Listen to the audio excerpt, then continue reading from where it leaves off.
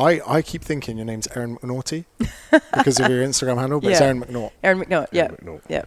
McNaughty was just a nickname that the press gave me in 2006 after I did Miss Universe and I was in the middle of the pageant. And Sly flex. Little flex there. Little flex.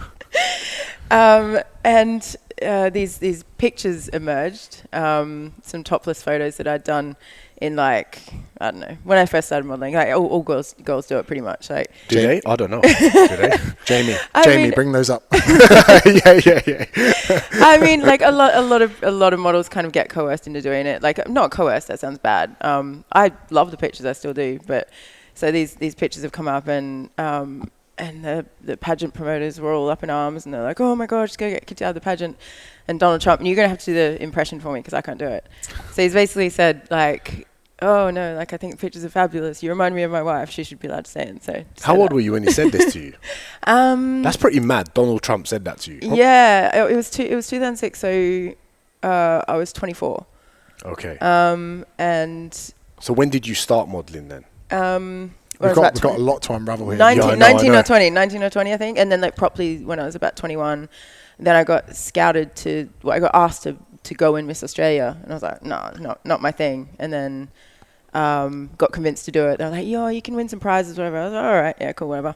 And then I won Miss Australia. And then 3 weeks later, I was in LA for Miss Universe. And I was just like, what? What? That's pretty crazy. Let's bring it back. So the press called me McNaughty because of the pictures. Oh, they were like Erin McNaughty, McNaughty or nice, whatever. I don't know. I can't even remember. And then it stuck. I'd be interested to know. So Miss Australia, fantastic, incredible accolade. How? Let's rewind even from there. Would your parents be influential? How does a child or someone's daughter end up being in that kind of limelight? Would your parents be in the position where they go, "Wow, we have a beautiful daughter"? You know, would you be interested in going inside Blue? Because I've only seen like in America the people like the pageant, pageant moms, crazy. Or was it just the fact that you kind of get introduced into modeling and then? For me personally, it was because I was painfully insecure and shy. My mum wanted to, and also a massive tomboy. I was like mountain biker and got 2 brothers and wrestled and always dirty and she was like, Erin, you need to learn how to be a lady. And I was like, nah, fuck that, like I'm good. And so she put me into deportment classes, which is like where you learn how to walk and talk like a lady. Yeah. That still exists. Well, back then it did. That would have been about 2002, maybe. What did your parents do?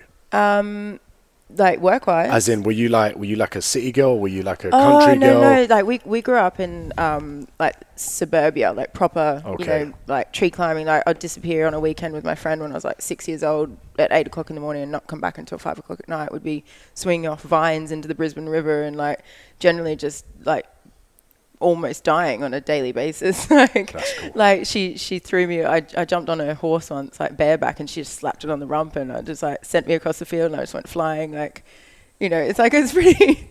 The Australian dream. Yeah, like it's surprising that I didn't kind of break my neck or die, but so that was that. My dad's a forester. My mum was like, just raising us. When I have a kid one day, I'm definitely going to be like that, man. Because I feel like nowadays everyone's so careful with their kids. But as soon as you have kids, you can't help it. You just like, don't do that, you're going to crack your head open. And then you hear yourself and like, oh my God, like it's. You understand now why your parents would have. Yeah, but see, back then there was no phones, there was no phone cameras. Like you just disappear and your parents wouldn't even know what you got up to half the time. And so it was quite innocent. Like there was no pressure to be anything other than what you were, and the age that you are as well. Like you weren't like comparing, going, "Oh, this kid's swinging off a way bigger tree than me." Yeah, totally. Mum, Dad, why they got such a big lake? And you just make your own fun. Like we used to, build cubby houses out of sticks, and I don't know. It doesn't really seem to be that.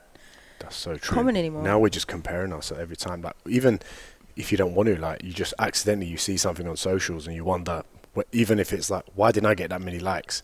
Or why can't I have this and that? Whereas before, we probably, like perfect generation where like you had your fun as a child and then social media and everything came in where it wouldn't affect you as much. Whereas kids now, everyone's like iPads, iPhones, TikTok, this and that. It's like, they're not as creative as we probably were when we didn't have those things. Yeah, you know? yeah, it's not imaginative.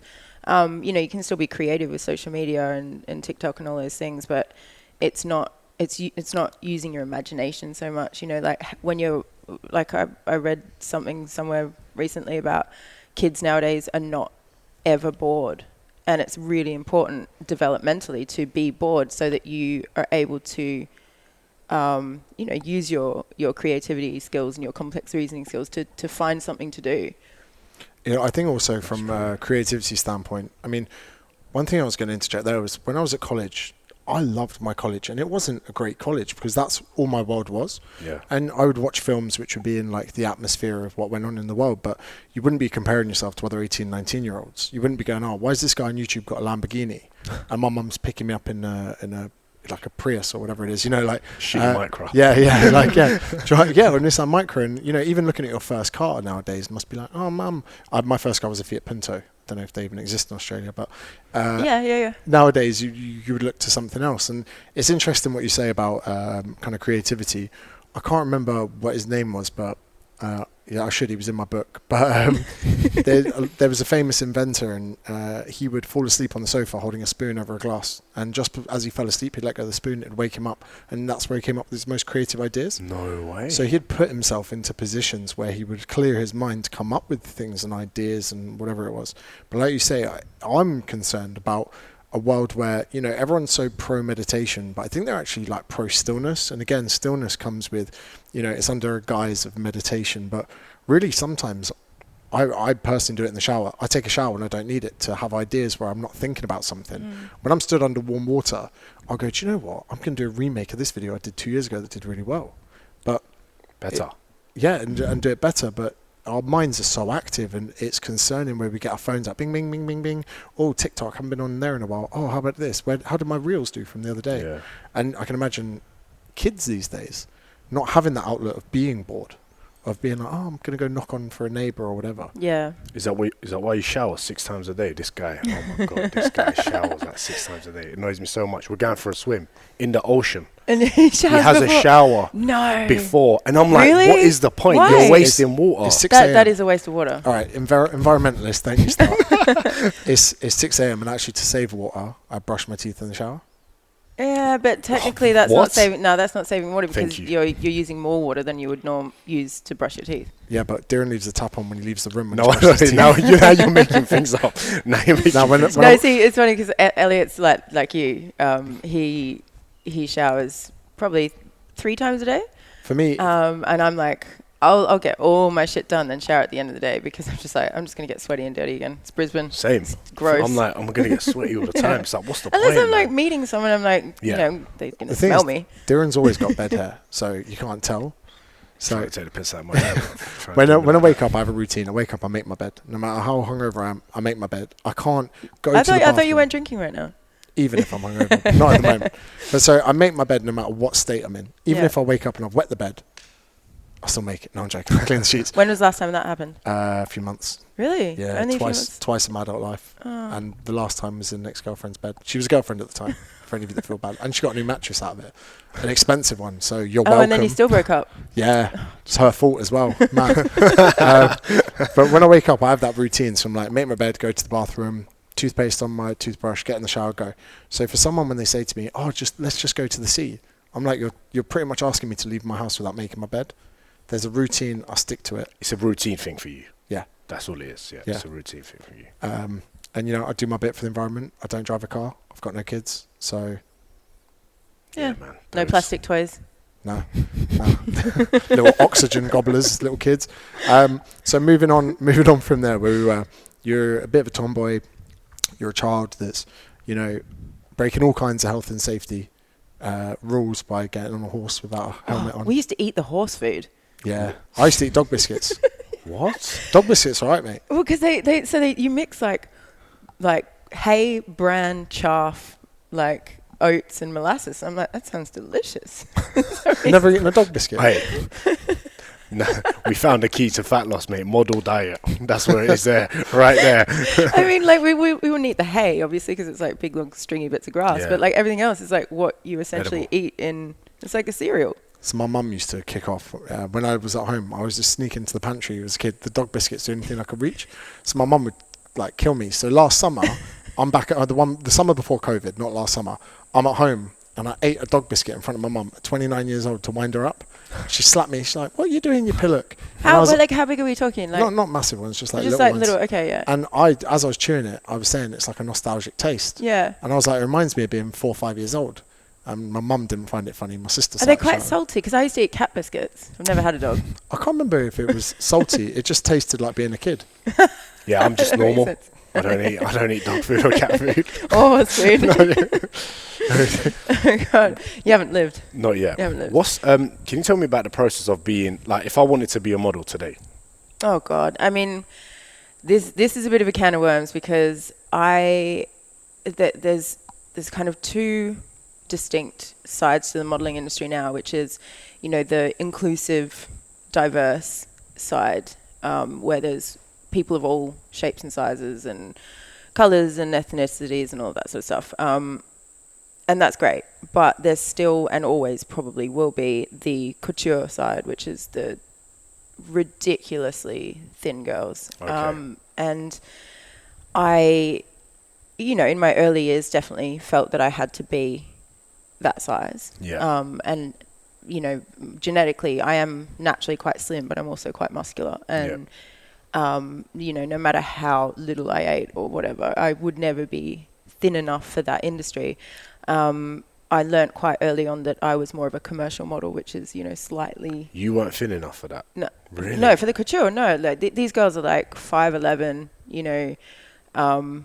45 kilos. It's Are we talking like a Kate Moss kind of... Yeah. But Kate Moss was one of the first models that was a runway model who was below like 5'9". Like, they won't even take you if you're not 5'10". Really? And like thin, like...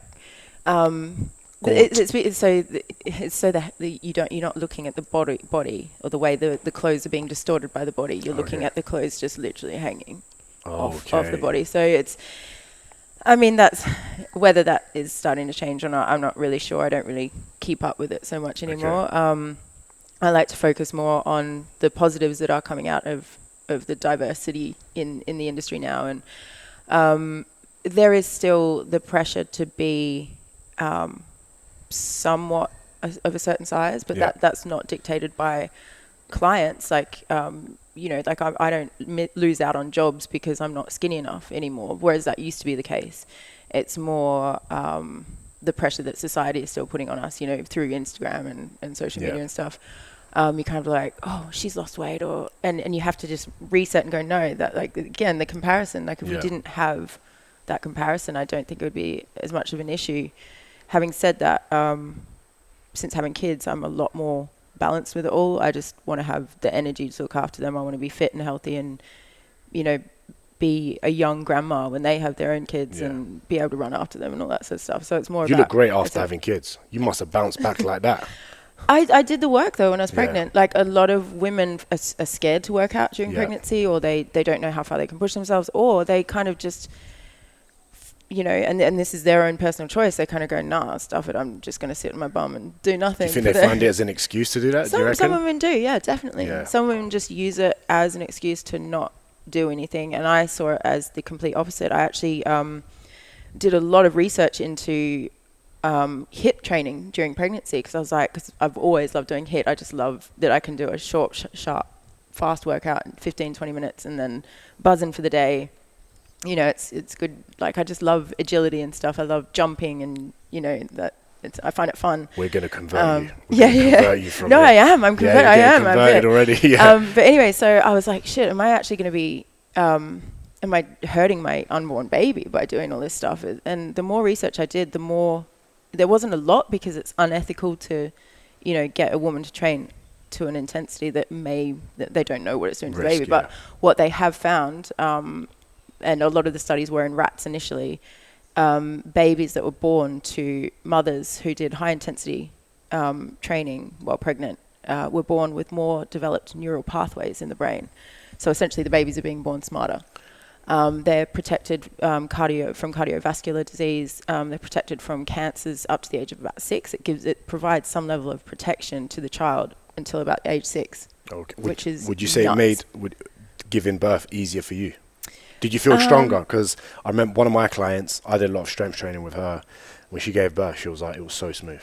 And Yeah, I mean, it still hurts. Like, it was fine. But yeah, like I did it, and this was just me personally. You know, I'm not saying this is how you should do it or whatever, but I did it with no drugs, like no gas, nothing. Okay. Both natural births, and I do feel that a lot of it is body strength. And a lot of it is probably determination as well. Like, I am a very determined person. I was like, I'm going to get this baby out of me. Like, I actually don't even, I'm not going to lie, this is probably bad, but I don't even know the process. Like, what's the drugs? like you can Epidurals. you can have an epidural, which is where you like get a needle in the spine. It numbs you from the waist down. You don't feel a thing. So you're still having the contractions, but you can't feel it. So the doctor's there watching, and then it's like, okay, push, and you kind of, I guess, I don't know. You went El Natural. Yeah, and then gas is just like happy gas, like nitrous oxide or whatever. But It's like a balloon. yeah, Is it? Oh, yeah. So if you have So too I've much, but I didn't. I didn't like that because it made me feel disconnected from what I was actually doing. the natural thing that was happening. Right. Yeah. My nan did that with 11 kids, bruv, in a village, in a field. Wow. See, that's the thing though. Like, it's a normal thing, and yet society has medicalized it and turned it into a almost like a procedure. It's making people softer, innit? That Yeah, sounds do bad, you know but what? it's Man, making like people softer. the number of people I know who just have like what are they called, voluntary cesareans. I'm like, Yeah. do you not even want to try? Like, and a lot of it is aesthetics. They're too scared that their bits are going to look different afterwards. I'm like, I look exactly the same. Like it's mental that it can, but it does. I think it's one of those things where, I can't remember the phrase exactly, but exactly what you said there, Darren. Like, people now, it's like, oh, you're going to experience pain, we'll numb you. And it's the same in kind of the medical. Tool pack, no. It's when you're in like a medical setting now where people are expressing, I'm really upset by something, I'll have some antidepressants, Yeah. And it's it's a quick fix. Everything in society now is quick fix. And if you get a boat and put it in shallow waters, it's going to bowl right over whenever a storm comes. I remember seeing that. If you anchor a ship in shallow waters. So pretty much the saying is saying that, if you don't let anyone experience pain, when something does come along, they're rocked. And I feel that life at the moment, in even COVID, without COVID, people now have it so fucking good that a breakup can put them on the edge with a partner. Mate, Where they literally put everything in their life into a basket. And I've not been in a breakup that fucking sucks, but like when you put everything, that's like the only pain you felt in your life. Suddenly people are, oh my God, I'm crippled by this. You're like, yeah, it's because you've had life incredibly easy. Yeah. And it is the epidural as well. It can go wrong because it's quite a risque. Yeah, it's going into your spinal column. Like they put a needle into your spinal cord. I'm I could rant about this for Were you hours. worried when, not about the epidural thing, just about how soft society is getting. Like, yeah. So when you had kids with man like Elle, were you worried that the modelling career might kind of finish after this? Was there any fear of that, or did you hesitate to go, you know what, maybe not have kids now for that reason, or were you just like? Not really. I mean, my situation was I was living in London with Elle, and I'd basically given up everything, my entire career in Australia, to be with him in London. But it was something that I was happy to do because I'd been doing the same thing for 10 years or something. Yeah. And it did feel a bit worthless. Like, not worthless, but just I just never felt like I was really challenged. Yeah. I was a TV host. It's like you're just, literally reading words on a screen. There were some things I did that were really fun. I did like a bit of charity work as well, which is always, that is quite fulfilling. Yeah. But overall, I was just like, there were paps outside my house. I was living in Bondi Beach, and really, yeah, there was just like a couple that would hang out with their long lens and just get you looking west for wear, or try and get you topless at the beach, or try and get a nip slip. Like they're just always watching, and I just really actually started to get quite. I mean, I wouldn't say I developed anxiety because I'm not one of those people, but I did start to. I know the people you're talking about as well. If you spend enough time in Bondi, that does happen. Yeah. Oh God, I'm so anxious today. I just don't know what that's to so do. accurate. Yeah, and I'm like, dude, just like I just feel like people are not able to get over things so much anymore. I want to know your opinion on this.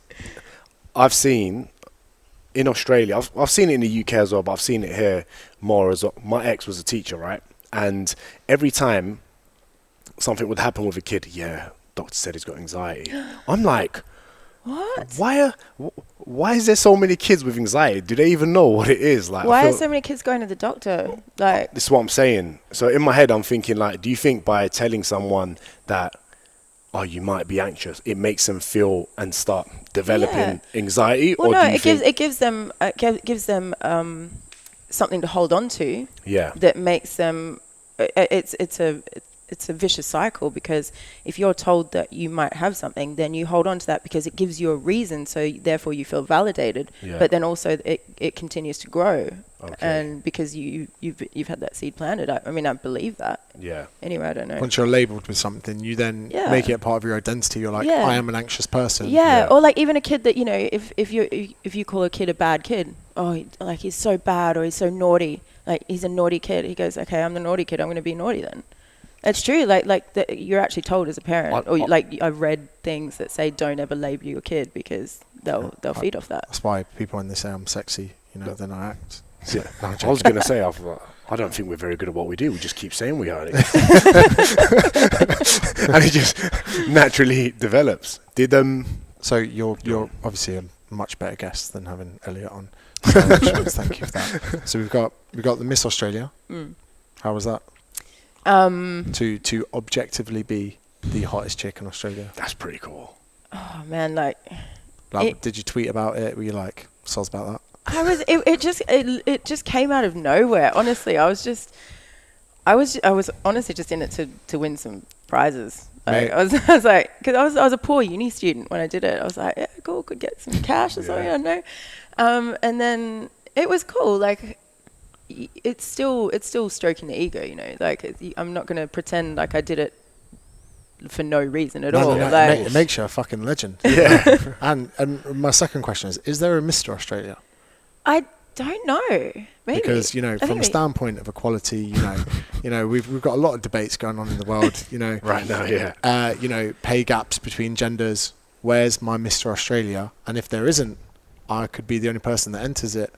That's kind of why I won back then, because there was only like six girls from each state that got in it. Not letting you have that. 6 girls from each state. That's because they need to meet certain criteria and whatever. I don't know. So they just picked you, were like, wait, you, Miss Australia, or were you like, was it you were doing modelling gigs? And I was modelling, and then I got asked to do the Queensland final, and won that, and then went to Melbourne for the Australian final. So then, and is it judged by a spectrum by women, by men, by both? Yeah, by both. So there's like modelling agents, there's fashion designers, they're just sort of fashion-y people, I guess, men and women, and it's you do like your sort of casual number, and then you do your swimwear, and then you do your evening wear. Go on. I really want to know this. Sorry, did you have to do the classic? I want world peace. Man, you know what? Did you? I smashed my question. What was the question? I really want to know this. Do you think... I haven't even thought. I remember my answer, but... What was your answer? We'll figure the question out with the answer. The question was something about water restrictions or something. Oh my gosh. Shit, what was it? Just want equal access to tap water. Oh, no. You must have really meant it. Oh God, no! It was Australians. It was something about the Australian swimmers, or wait, we're gonna have to come back to this. It'll come back. So then, next minute, you're in LA, not just Miss Earth, Miss Universe. Oh no, I wasn't Miss Universe. I didn't win. No, but you went to it. Yeah, I went to it. Yeah. Which is enough of a flex. Yeah, I was gonna. Yeah. I mean, you know, it's crazy though. Little inside info. Out of 82 girls, I was the 5th shortest, and I'm 5'9". Whoa. The average height of the girls there was 6'1". That's tall. So I remember Miss Ghana, I think, was 6'3". There was a couple of 6'3s. Miss Namibia was 6'3". So I'm just there going, I've never felt so short in my life. It was mental. I have an inability, especially when drinking, to not say anything when a girl is more than 6'2". I have to, like, they stand next to me at the bar, and like, I don't just go, "You're tall." But like when I've been drinking, you can't. no, I just want to talk to them. I'm like, hey, how you going? You having a good night? Yeah, cool. To play netball. Like I just want to start a conversation because there's something called the swimmer's body illusion where people think swimmers look the way they do because they swim, but they don't. They swim because of the way they look. And when you put 100 kids in the pool, the ones that have the bodies that are best for swimming stay in swimming. Yeah. Same with rugby. So when your boys grow up, when they start playing rugby, if they have a physique for rugby, they will stay in that sport. Because when they run into people, they go down, and you whittle people out of different sports. Yeah. So they say you don't pick your sport. Your sport picks you. So then you don't say basketball players are notoriously tall. Same with netball, but it's because they're tall they play that sport. They excel, and excelling in something makes it more favourable to them. Yeah. But when a girl's over 6'2", I'm like, I can't not. I'm just there. I just want to know about them. So you're surprised if they don't play netball or basketball? No. I just want to get to know them. I'm like, you're blessed with a skill that would make you excel in this avenue. Therefore, I just want to know something about you. And how many times do you get like just cut off before you've even had a chance to prove that you're nice? No, because I usually go, I bet you get this a lot, and they laugh, and I'm like, I'm not going to ask. We did it at the airport that time, remember? I was like, swimmer, netball player. And then she sat next to us on the plane. No way. Yeah, so Darren and I were there. We were like, definitely swimmer. She was quite tall at the time. At the time, she's still tall now. At the time, we spotted her. And then we were like, swimmer. And she's coming on the plane, and I nudge him. I'm like, Darren, swimmer. And she comes, and she sits next to Darren. And I sit forward. I'm like, swimmer? She's like, yeah, I swim. And then she goes, I bought your book. And I was like, yes. Amazing. What was her name? Anyway, so next question. No, like, is she a famous swimmer? Or? She's actually a soldier. Yeah, I think she's in the Navy or the Air Force. Yeah. Sick. Yeah, she's cool girl. And we chatted to her like the whole way to Brisbane. I think it was. Yeah, it was to Brisbane. I feel like I missed my calling as far as like I would have loved to have been in the military. You seem very like mountain biking. What was that about? Oh yeah, I need to know about that. So you said your sport picks you. I don't know how mountain biking picks you, but being bogan. Yeah, that's true. Yeah, you got me on that one. Massive bogan. We're such bogans. We had a Commodore. Oh yeah. Yeah, Holden Commodore. Yeah, it's like no a worries, bogan, mate. bogan Go car. to the RSL for a schooner. You know, you're gonna say, go down the Yari. Go down the Yari for a counter in a skooey. Oh my days, that is so Aussie, bruv. Hey, No, that's a counter meal and a schooner. A countery and a skooey. Oh, so like so it's a dish, isn't Counter it? meal is like you know, chicken schnitzel and chips. Whatever. Too right. Shindy and chips. Hey mate, Kind you're gonna get a custom exhaust on that Commodore or what? Cunt? Oh, sick tint, bro. So, mountain biking. Yeah. So my dad was always into cycling. And that's how him and my mum like fell in love, in Canberra, and he just kind of always rode his bike. Like he used to ride on the velodrome and stuff, like just for fun. He used to race occasionally, I think. And then my oldest brother, I've got two older brothers. The oldest one decided he was going to take it up as well, so they bought him a bike. And then I'm not sure how we got into mountain biking, but both my brothers and my dad ended up starting racing, like just all around Queensland, like driving, from Brisbane up to Rockhampton, Bundaberg, like, so, each weekend. Yeah. My mum and I were just like, stuff this, we're not going to just like sit around and watch them. So my dad bought us a bike to share, and then we both sort of were into it. And then, so he bought me another bike, and then all five of us used to go and race mountain bikes in our respective categories. So I was in like under 16 or whatever. My parents were in veteran at the time. My other brothers were in it, and we used to all win, like all of us. That's so cool. But mostly because there were hardly any women back in the sport, in the sport back then. So I ended up being Australian champion in '96. Sly flex. Yeah, Sly flex. I love her. So we used to do cross country, downhill, trials, uphill, like the whole lot. Another championship there, boy. What title do we have, Smith? Well, you got best-selling author. I haven't got anything yet. I'm waiting. Well, you're best mate. Best mate. Yeah. Best mate. That's right. We still got time. Aim higher. What you should do is what I did when I was younger and just make up titles. Yeah. Like I was like, Maidenhead Rugby Club's best looking forward 2017. And people are like, do you actually get that? Shut your fucking mouth. Yeah. So then let's rewind a bit. So Miss Universe, even just appearing on that, even albeit vertically challenged that's obviously why you didn't win. You know? Yeah. Obviously, it was a height thing, heightest bastards. And then you went, was it David Letterman? Yeah. So Shit. so we're in LA for 3 weeks. The pageant is on the final night. In that 3 weeks, you're going to sort of charity events, you're going to dinner parties. We went to a party at the Playboy Mansion, which is cool. Did you meet the man? No, he wasn't there. Like, he just rents it out for parties and that. But Chris, what's his name? Chris Judd? Is that J-Lo's ex-boyfriend? Chris Judd? I would not be well informed about I don't know. Jamie, bring up. Anyway, I'm pretty sure it's Chris Judd. It's like, was just going around just asking girls for numbers. Like, he's like, can I have your number? And then I saw him with another girl. Like, can I have your number? I was like, well, why not, I guess. And then, so that's, the lead up to the pageant. And then about 3 days before the pageant, I got called in to see some people, and they're like, oh, Donald Trump, or Mr. Trump, or whatever they called him, I don't know. Donald, just casual. Hey, Donald, Don. do you want a drink? So Don said that he wants to fly a couple of you to New York to go on the David Letterman show. Well, the Letterman show with David Letterman. I was like, cool. And they're like, yeah, you're on the red-eye flight tomorrow. So we flew to New York. It was for the day. Went on the Letterman show. It was basically just me and 3 other of the girls got chosen. I think it was me, Miss Puerto Rico, Miss Colombia, and Miss Finland. We never found out anyone's real names, by the way. It's just, hey, Finland, come here. No way. Yeah. Bahamas was so funny. She's like, yeah.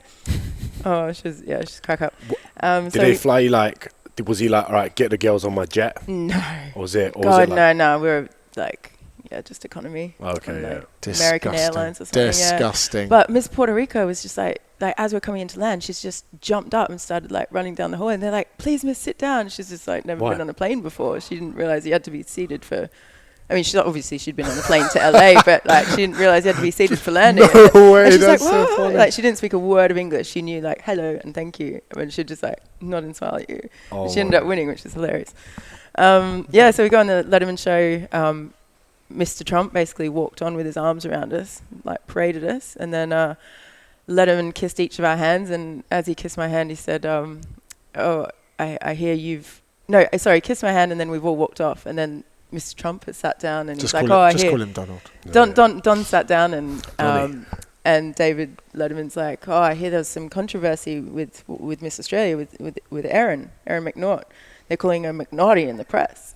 And he was like, yeah. And Donald Trump was like, she did some photos, but I didn't mind. I think they're quite tasteful. I think they're quite nice. And, I don't mind. I think they're the best photos I've ever seen. Any photo that I've seen has got the best. Yeah. So, and then we flew back on the red eye again from New York, and then had to do the pageant the next day. Oh, but I'd basically already been pulled aside and told that I wouldn't win because they couldn't afford to bring the pageant into disrepute. So I'd been told that about 2 weeks prior. So I knew I wasn't going to win. What do you mean into disrepute? Like they can't really, like they were happy to let me continue on in the competition, but they basically told me they weren't going to place me. So I was actually the odds, like best odds favorite to win. It was like 8-1 or something to win, and then didn't even make top 20 because of the titty photos. Oh, titty shut pics. up. Yeah. No way. Yeah, You so didn't win it was I was the shortest odds favorite in history.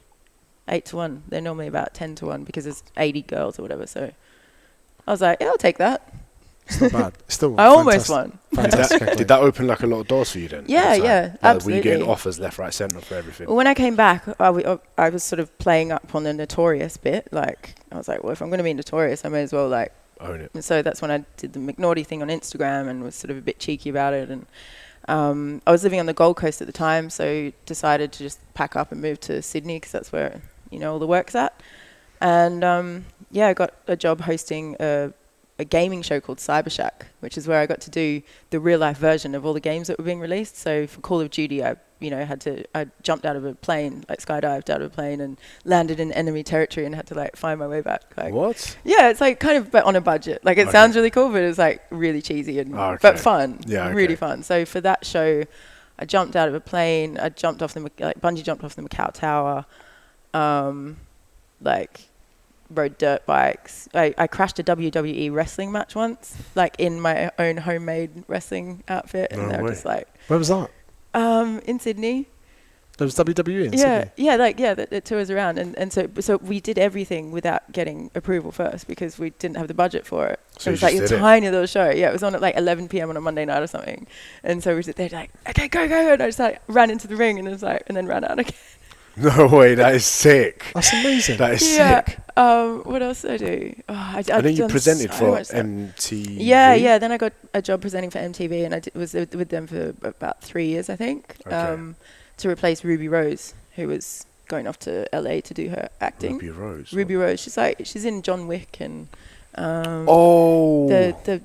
short black hair. Yeah, short black. Yeah. She DJs as well. Yes. She was also in that Netflix series, right? Yeah, I think she's You know the prison one, Orange. Oh yes, Orange is the New Black. Yeah, that one. Yeah, That one. She was in that, right? Yeah. Yeah. You'll know when I show you.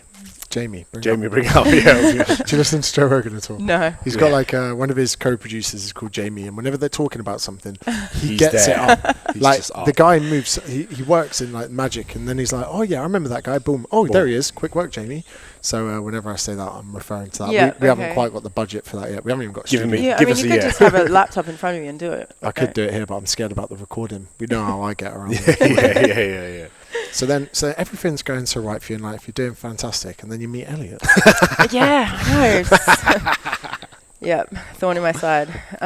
Talk us through that. It was interesting. I was co-hosting a radio show that was also filmed for MTV. So it was like live radio and then filmed and shown later. We'd interviewed so many big names. Like I think the week before we'd done Tiny Temper and Good Charlotte, Jason Derulo, Steve Carell had come in, Steve-O come in. It was like a real broad range of people, and the Americans were always very difficult to interview because they've got their publicist and they're like, don't ask about this, don't even go there, like about the scandal. And you'd be like, okay, so what can we talk about? Just talk about the album, okay? And it's like, so tell us about the album. What was your inspiration? Like, it's so boring. Dry, yeah.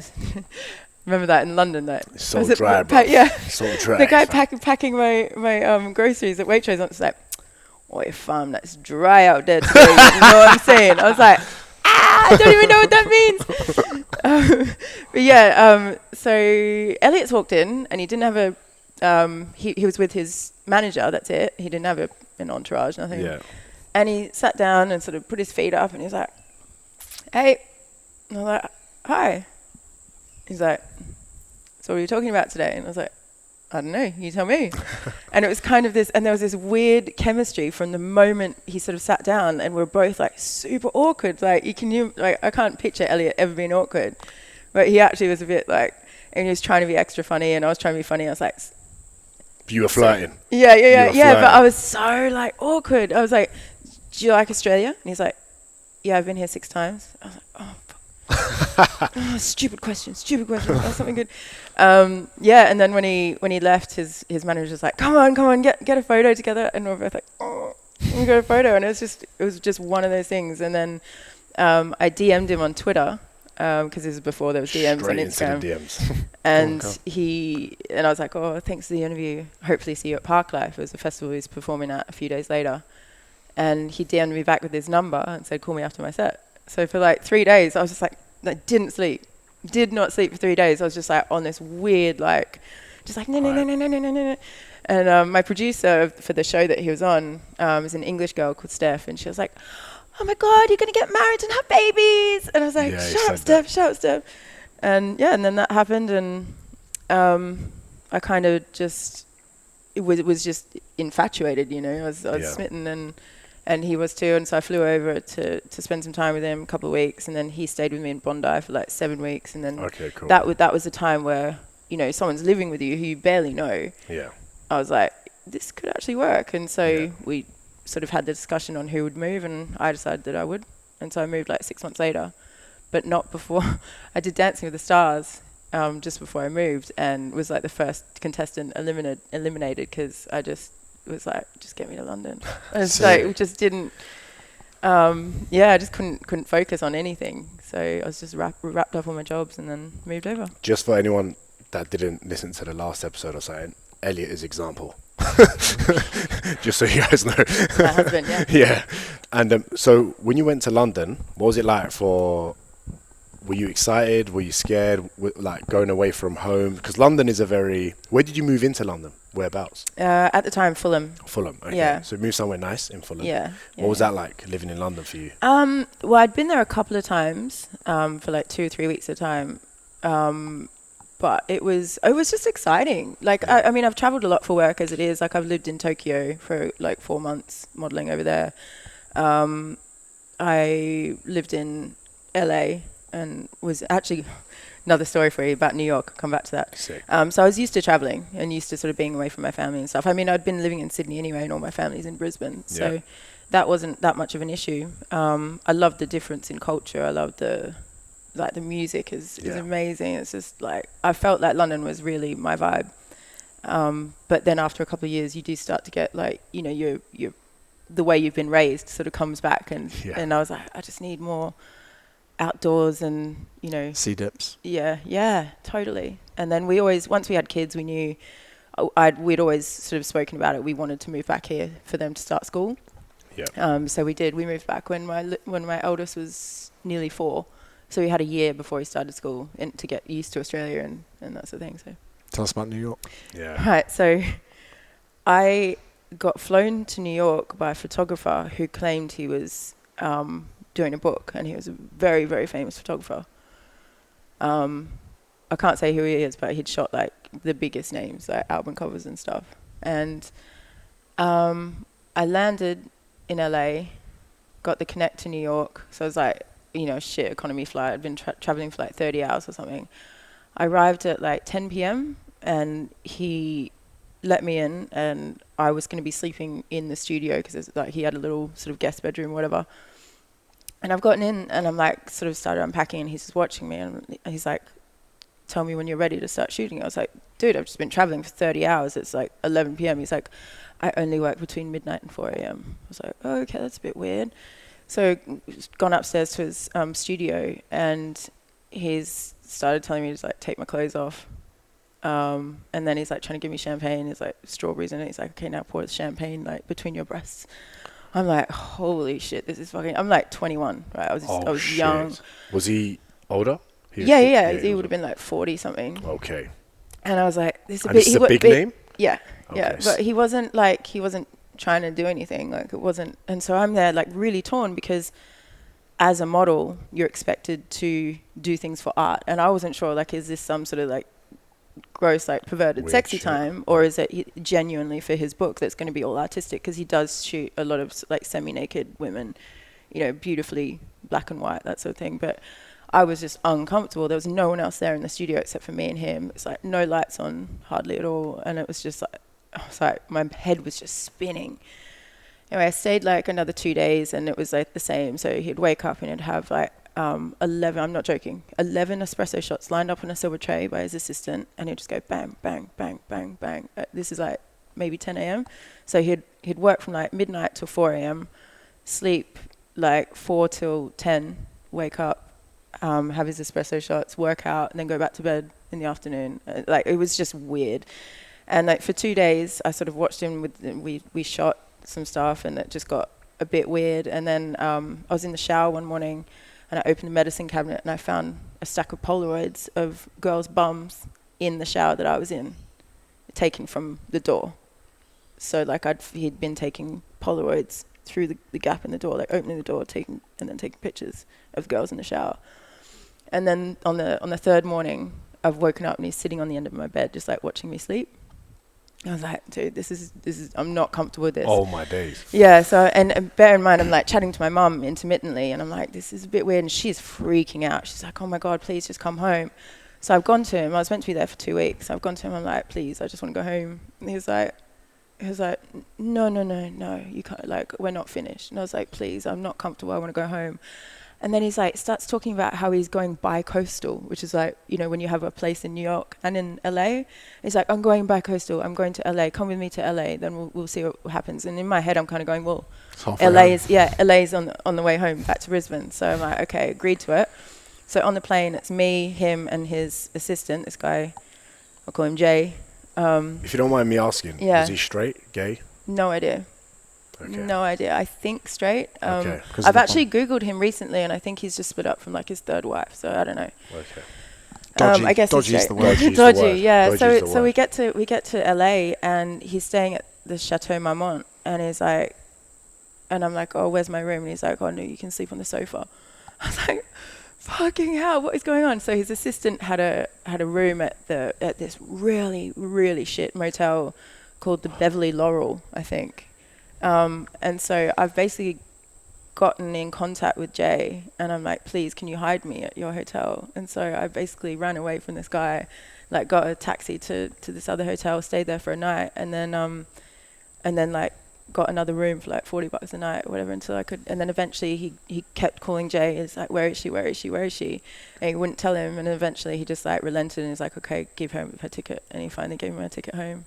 That's like the Hotel Cecile. Yeah. So I came. It was 2 weeks. 2 weeks. I was just like walking around LA, just like trapped there, not able to do anything. Like no money. You had no money. Not really. Did My he- parents just freaking out. Like they didn't know whether to call police. He didn't or pay you for the gig.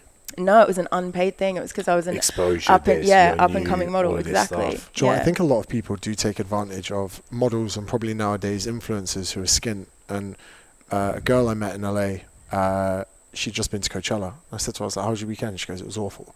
I go, why? She goes, I got paid to come over because she was a photographer. And they said, we'll give you a free trip if you bring the girls that you take photos of.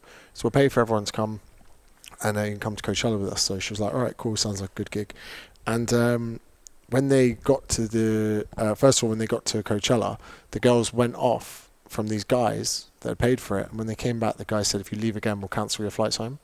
So then they were pressured to stay with the guys who had the money. Oh my god! When they got to the accommodation, so just like escorts, they were brought there as escorts, pretty much. Yeah, and I don't think there was any like agreement they had to sleep with them, but there was an issue where she got back to the house and she didn't have a bed; she had to sleep on the floor, and the guys had rooms, so it was a position where if you want somewhere to sleep, you got to. Oh my god, no! Yeah, so and I was like, well, why didn't you? I was like, why don't you just fuck that? Why don't you go home? They were like, these guys, the girls don't have the money. They're doing this because they can't experience these things. Yeah. Because unfortunately, nowadays, the world we live in, so many people can accumulate followings on social media through being good looking, through models. But Instagram aren't going to give you money. No. If you're not getting paid for gigs and you're a model who's taking every opportunity, it's very easy for people to take advantage. It's a very sad world we live in. Absolutely. I've seen.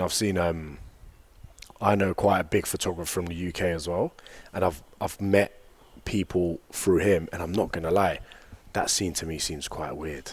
Like it seems. I don't, tell me if I'm wrong. Like it seems bitchy. Really. Just weird. Yeah. I don't even know what the words say, but there's something about it don't feel right. Where it feels like, say, the top dogs that do what they do, it's like such a power trip. Yeah.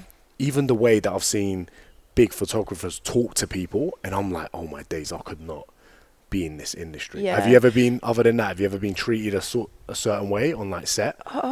Not maybe. I don't know. I can't really remember. Like I don't really let things affect me that much. And then my mum will be the one. She'll be like, oh yeah, do you remember when that happened? I'll be like, oh yeah.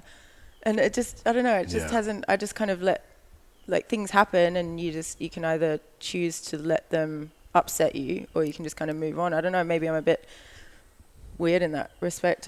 There's some. I don't know. In saying that, I did get out of the industry kind of when after I did Miss Universe, because I wasn't a model anymore. I was then more of a brand. Yeah. If that makes sense. Yeah, of course. So I became like the face of, Erin McNaught for Mambo, or like for Pepsi or whatever. So I wasn't just a model anymore. Yeah, if you guys can't see, Pepsi. I saw a really good creative from a PR agency once, where I think they were promoting like the Canon 5D camera or whatever it was. And in it, they got a guy in a room in a warehouse. They sat him down. They got 10 different photographers, and they said, we need you to take a portrait of this guy. But they lied to every photographer about who he was. They told some people he was a killer, told other people that he was an entrepreneur. They told other people he was a genius, all of this stuff. Wow. Then they paraded all the 10 photos they took. They were all so vastly different. That's amazing. And they say it's not the camera, it's the person behind it. That's cool. And I was like, that's a sick creative. That's insane. I want to see the pictures now. Yeah, I can't remember where it was. I'll find it. But we spoke about... Jamie? Yeah, Jamie pulled that up. So we spoke a bit there about being on TV. So the last time I was in the United Kingdom, I was at Heathrow Airport where I bumped into Ant Middleton and the boys, Billy and Foxy and Ollie. Yeah, and Ollie. So we're sat there, and Darren goes, "Your boys over there," because Ant and I have got the same publishers, or we did at the time. So we went over, we said hello, and we said, "What are you boys doing?" They go, "Oh, we're flying to New Zealand." And that was to be with me. Yeah. Yeah. Crazy. So we were there, had a picture, and we were we all had the same flight to Abu Dhabi. They went to New Zealand. We came to Melbourne, actually, we came into. Yeah. And that was your TV series that you were doing. Was it canned at the time? Then tell us about that. Yeah. So I did SAS Australia, which was the first, like the one that you guys call SAS Who Dares Wins. Yeah. Yep. It was going to be the first celebrity one shot, or the first show, SAS show in Australia. So we flew to New Zealand back in March, and we got into New Zealand the day before they shut the borders, because this is when COVID was just happening in this part of the world. And then we were there for a week, and they'd built all the sets and everything up in the Remarkables. And the DS were all up there waiting for us, and each day we kind of thought, oh, they're going to take us, but they couldn't move the production date forward because it would have put everything out of time. Yeah. So we were due to go in on the original scheduled day, like the Saturday. So we'd been there a full week, just sort of training, and we were meant to sort of stay in our hotel rooms, but no one really was. Like we weren't taking it seriously. And then someone up on the mountain got a cold. And at the time, the New Zealand rules were, if you display any symptoms, whether it's a cough or a cold or whatever, you have to self-isolate for 3 days. And so that meant the whole production team basically had to self-isolate, so it couldn't go ahead. So we got flown home, and then as it turns out, the next day, New Zealand announced that they were shutting their borders completely, and Australia wouldn't be letting anyone in. So we got back to New Zealand, had to quarantine at home for 14 days. And then the shoot got rescheduled for September. So basically we had to train during COVID, during lockdown. Because Australia was locked down, I think, from like May through to like August or something. Yeah. Or not even July. Like it wasn't that long. But yeah, so the show got rescheduled for September, and then that went ahead, and Ant, Billy, Ollie, Foxy. Was this the same season, excuse my ignorance, with the honey badger? Yeah. Here's my mate. So I played rugby with his brother in Norway. Oh, and, what? So he's a tremendous athlete. He's a former Australian rugby player and personality. He's funny. He's awesome. So we had our beds next to each other. We got along like a house on fire. Like he has the funniest quotes. Like he's the most Australian guy you'll ever meet. Like he was saying stuff even I've not heard. Like mate, post interview he'd be there and he'd be like, they'd be like, so Nick, how'd you feel the game? And it was like, ruffle it up, ball up the jumper, give it a run, and the people are like, what is this guy saying? And he's like, 2 shakes of a sheep's tail and we got the win. And people are like, okay, but he's quality. He's a real personality. So we got paired together in one of the challenges, and we absolutely smashed it because we just worked really well together. What place did you come? Were you were? So I made it to the second last episode, the penultimate episode. So day 11 of 13. Were you the last lady? No. So Sabrina Frederick is a women's AFL player. She's 6'1", and she's like strong girl. She actually passed selection, so she made it all the way through. And then Molly Taylor is a Australian rally champion. Like not just for women, like Australian rally champion, and so she made it just after me. So you made it furthest as a non-athlete. Yeah. That's pretty cool. Yeah, I was like in the final 7, but of the 7, I bet people were like hoping like, oh, model SAS, you won't survive. The producers came up to me when I did finally VW. They're like, no, we have to be honest with you. We didn't have high expectations. So good to prove them wrong. Yeah, totally. Yeah, it's always better to prove someone wrong than fail them or be a letdown. But I was so happy with how I went. Like I watched the final episode, and the sickener that they do at the very end, like right before they get told if they're passed or not, they were carrying 80 kilos. I'm like, I weigh 60 kilos. and they were carrying 80. It's like I physically, it would have been physically impossible for me to even do that, regardless of how much I trained. Like, it's definitely a course that favors bigger framed people. It wasn't done on percentage of your existing weight. No, because in the real situation, if you're in the battlefield, you've got to carry that amount of equipment or food or whatever with you no matter what. So even though, like, yeah, I did well for my size, it still doesn't matter. Like, I'd still be dead. You know? I had Locksmith from Rudimental on my podcast. Such a ledge. Yeah, he is. So he was on the SAS in the UK. Yeah, yeah. And so he knows Ant Middleton. He must have got to the camp and gone, "Yo, Ant, what's going on?" Yeah. And Middleton flipped, "Staff Sergeant!" And he's like, serious? Yeah, apparently when he got there, it was like full on. He goes, "I'd never called him Ant again after that." Because he got there and called him Ant. He knows him, but he just flips. Wow. Yeah. Yeah. Because you are reminded every now and then, like, because you do get friendly with them in between filming. They're obviously pretty full on guys, and when they're shouting at you, like, it's an experience that I can't even remember what it was like now. Like, it's just so vastly different from day-to-day life that I'm trying to put myself back in. PTSD. Yeah, maybe a little bit. But like, I think Foxy walked past me at one point, and like by about day 5, like, we're all reeking, but we can't smell ourselves. But then whenever the DS walk past and they've just like freshly showered and they've got cologne on, and we'd all be like, "Oh, they smell so good." And Foxy walked past me one morning. I'm like, "Staff, you smell good today. Is that Tom Ford?" And he went, "Fuck off, number 7." That's sick. That's sick. We'll tag him in the edit. Yeah. Oh, that's too funny. Joe, that reminds me. I had a mate of mine call me. I was like doing sales. So I was like 19. He goes, "Mate, I've got a job for you." And at the time, it was recruitment. And if I'd got the job, he would have got paid. So I was like, "Why is this guy trying to get me in?" He's like, "Mate, come meet him for beers on a Friday after work." So I go meet these random dudes in recruitment company in Maidenhead for beers after work. And I'm there and I'm meeting a few. We're like relaxing a bit. I come from my job, have 2 beers. They're like, "Yeah, mate, see you on a Tuesday. We'll have that interview." He was like, "Put on a fresh shirt, would you?" And I was like, "That proper lads, whatever." So I go in, and when I start the interview, I have these 2 young lads like grilling me, and I'm sat there like, I'm not quite sure. They've obviously watched too many films. And then the director of the business comes in, and he goes, "James." I go, "You're right, mate. Good to see you." And he goes, "I'm not your fucking mate. Sit down." And I was like, Jesus. Yeah. I've got a job. I'm very happy in my profession. And I said to him, I was like, "Mate, just to make this clear, I'm currently employed. I'm doing my friend a favour and you a favour by interviewing for this role. What's going on?" I got grilled for like 2 hours. Biggest sweat patch I've ever had in my life. Oh my God. And afterwards, he emailed me a week later. He goes, "Just let you know, we're not offering you the job because you never chased up with us." Chased up? I don't want the job. You don't need the job. Wow. You fucking psychopaths. I don't know how I'd respond, if I did SAS, bruv. Like, if someone was shouting in my face like that, I don't know how I'd respond. Would you do it? I'll do it for banter, but Nah. you wouldn't I'm not being sleep deprived. I'm horrible. Oh no, I was getting more sleep on the show than I do at home. Yeah.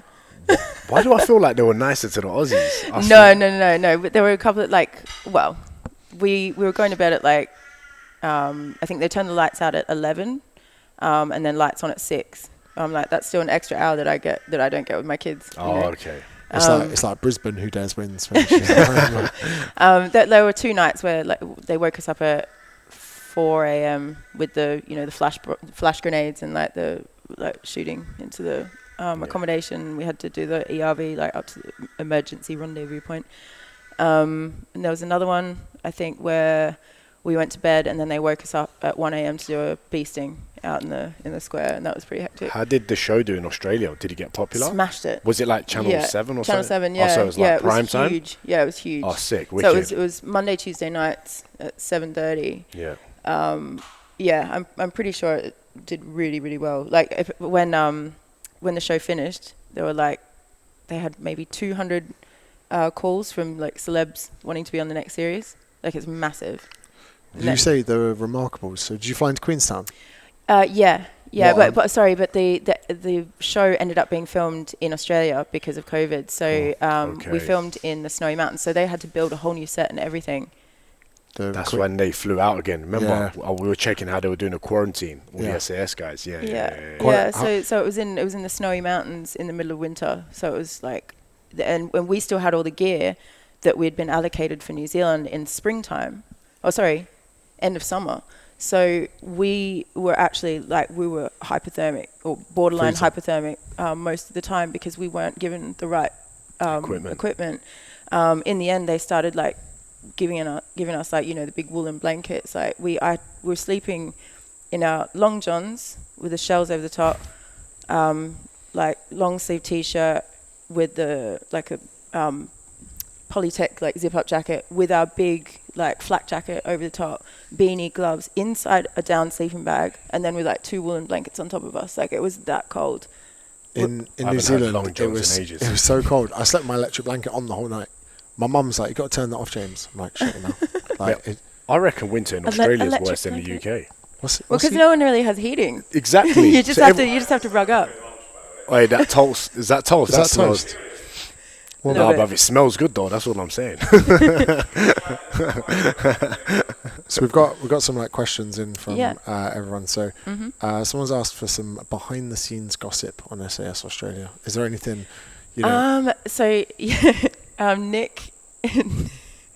Nick was just constantly farting. Constantly.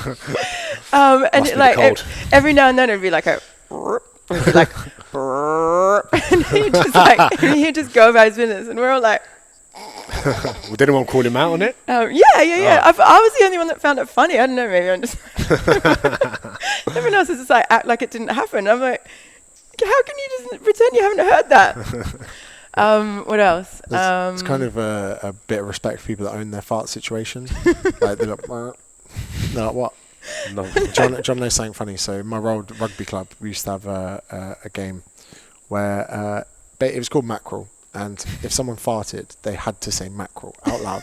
So they almost had to own the fart. And let everyone know. So you're in a pre-game chat, someone just go, mackerel, you'd be like, you fucking cunt. You fucking stinky little cunt. You mean the silent but deadly one. But if they didn't say mackerel and you smelt it and said mackerel before them, everyone got to punch them until they could name 6 fish. 6 fish? I don't know 6 fish, bro. I would have been done for. But the thing is, they start punching you. So I'd be there. I'd be like, and then my mate would be like, mackerel. I'd be like, fuck. So I've got 3 lads beating the shit out of me. I'm like, tuna, halibut, trout, mackerel. They're like, you said mackerel. I'm like, fucking stop hitting me. So sometimes it's quite a fun game. You can be like, right, guys, so with your kids. Then when your kids at the table goes mackerel, you're like, you dirty little prick. So it's like an ownership thing. But maybe don't hit the kids. I'll call them pricks. Someone's asked, what do you do for me time? So obviously you time, not me time. Oh God, go to the gym. So your no. Actually, recently I've been walking up Mount Cootha, which is a mountain not far away from here. Just getting out in nature and admiring the quietness of it, the stillness of it. Nice. Sometimes I go with him, hubby. Sometimes I go with a girlfriend. Sometimes I go alone. That's probably it. Well, I like to I don't know, Elliot and I watch films together, but that's not really me time, isn't it? That's us time. This is something where, personally, I can't watch a film on my own. Because I can't enjoy it because then I'm on my phone or I think I could be more productive. When I watch a film with someone... You want to share it. Yeah, I'm sharing same. the moment. Yeah. So sometimes, I've had relationships where I'm like, do I love this person or do I just love the fact I can watch films with them? I still don't know. It is a huge part of our relationship, actually. It's probably the number one thing that we have in common. You know what I miss? Watching the same films over and over again. You're a Marvel hater, mate. All right, there's 2 versus 1 here, so don't even start that conversation. 3. He's trying to throw me under the bus. No. But this guy, right, every night before bed puts Avengers on. What? Oh, which one? Listen. Oh, they changed. They changed. Yeah. I don't think Endgame was as good as Infinity War. No. Infinity War was better, right? Yeah. Endgame. There was too much. I don't know. It was a bit sad and the droopy. Hulk annoyed me. I just wanted the proper Hulk. I didn't want the bougie one. I told you it could have been better. Now shut up, Smith. Thor Ragnarok's one of my favorites. That's the best. I think that is the best. And Winter Soldier's good.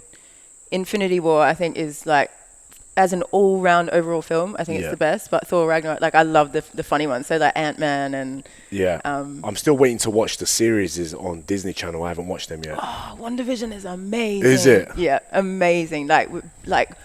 blows my mind. All right, You're so, just like, oh my God. sorry to take the attention off of yourself for a second, but Darren, if you were to give the cameras a pure bit of honesty, I'm thinking the most honest you've ever been in your life. Yeah. How many times in your life have you put Avengers on? Over 100 easy. Nah, come on, Yeah, give me a same. number, because Over it's 100 way over easy. 100, mate. Over 200-300 times, maybe. Yeah, that's what I wanted to hear out loud. Maybe. Yeah, it's on every flight I watch it. It's so good. Yeah, I feel good. Mate, like, it just makes you a kid again. Do you know what I mean? Every Like, time I would love... And so why do you not, we need to go into why you don't like it. So, like, Iron Man to me, fantastic film.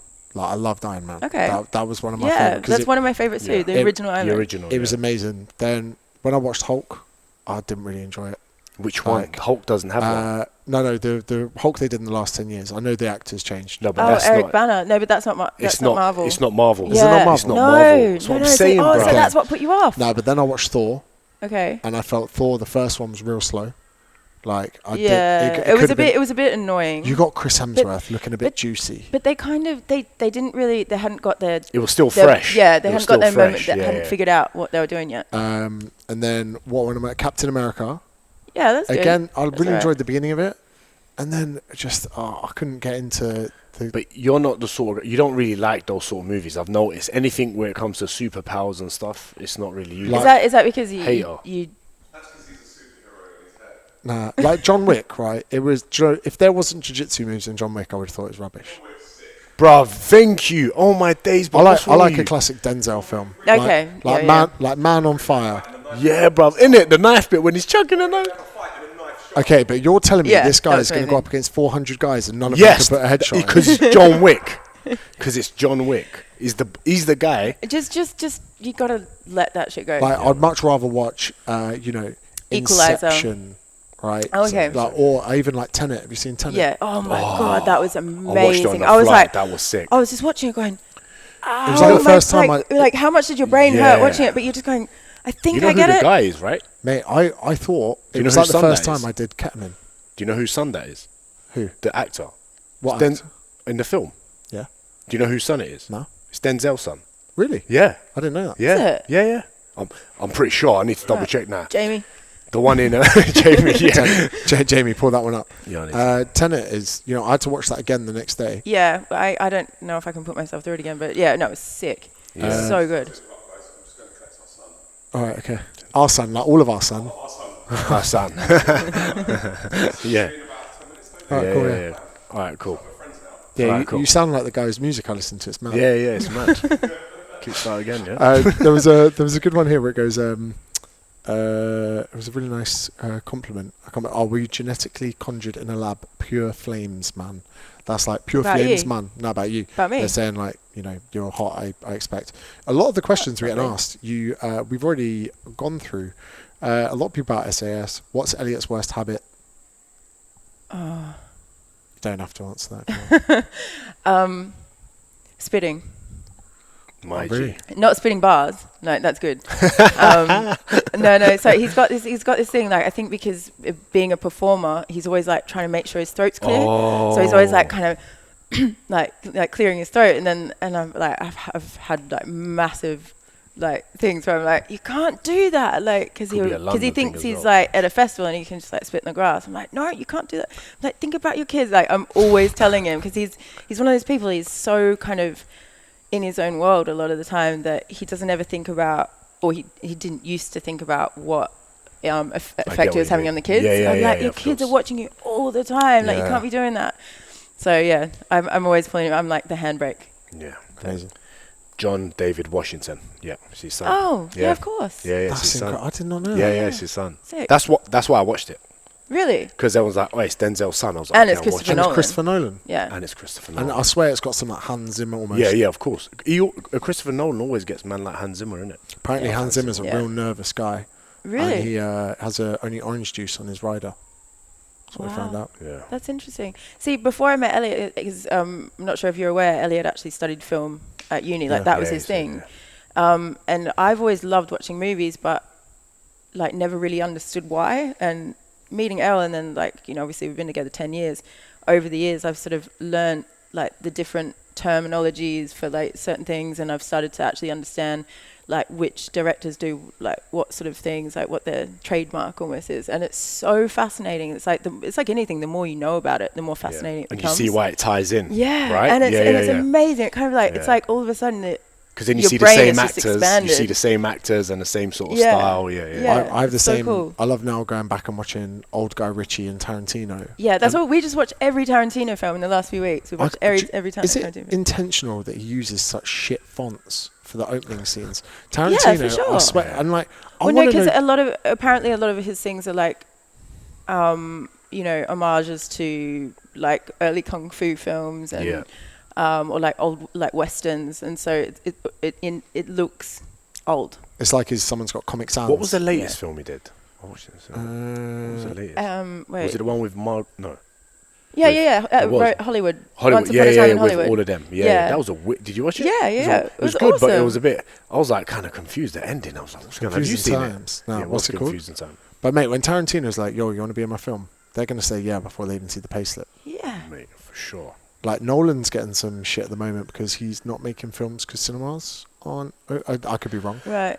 I think because they're trying to, They're taking the films now straight to like Netflix streaming. and that sort of stuff. Whereas them guys, they want to support the the cinemas. film. Yeah, exactly. Like the base. You're gonna get shit no matter what at the moment. I think like if you're making films for Netflix, people are like, oh, you're, fucking the market or whatever. But it's like you gotta. I bet models are saying that about influencers now as well. I remember I spoke to this model in London, and I was like, what about this person? He goes, listen, people with followers, they're not actual models. That's not modeling, mate. And I was like, oh shit. The way he spoke down about them, I was like, okay, there must be some war like with influencers. And models. Yeah, there is. It's an influencer, and like getting paid for an actual shoot, something like this, compared to an ad. Yeah, and also like for me, I like my social media to be like more of just a kind of background, like not substitution, like a background, like side thing that just shows my life. Like I very, very rarely do sponsored posts unless it's something I genuinely am like really keen to get out there. Like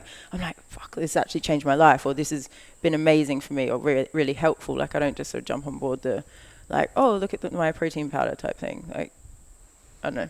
Yeah. Disingenuous, and people see through it. And the other thing, like Elliot's sort of like, come on, you got to get up your social media game, because it's other people are willing to do it if you're not. I'm like, but I don't want that to dictate my life. Yeah, 100%. It's a really fine line. Yeah. And then it becomes unnatural, and it's the worst. Yeah. It's the worst. I just figure if I've got good content, then I'll put it out there. Like, but I'm not gonna stress over creating more content, because that's not my job at the moment. You will from today. Don't you worry, we're going to get you some sick edits. Yeah, 100%. What does the future hold for yourself? Like, I'd like to think that you guys right here, you're living the Australian dream. I have a lot of admiration for what you guys are doing, the way you set up your life, the way you live in life, the sacrifices you've made for each other in your relationship. Like, it's inspired us. Yeah. Yeah, for real. Yeah. I want this life. Yeah. Yeah, exactly. 5 years. Yeah. It's there's happiness is you were saying actually the other day, happiness is very different from pleasure, and I feel like people strive so much to be happy that they quite often miss it when it's right in front of them. And I feel like Elliot and I are sort of really appreciating our happiness at the moment, which is great. But anything on the horizon, or just keep enjoying? No, I've got I actually start training tomorrow for a new TV show. Sick. Which is really, really going to put me out of my comfort zone again. I like the way you subtly dropped it.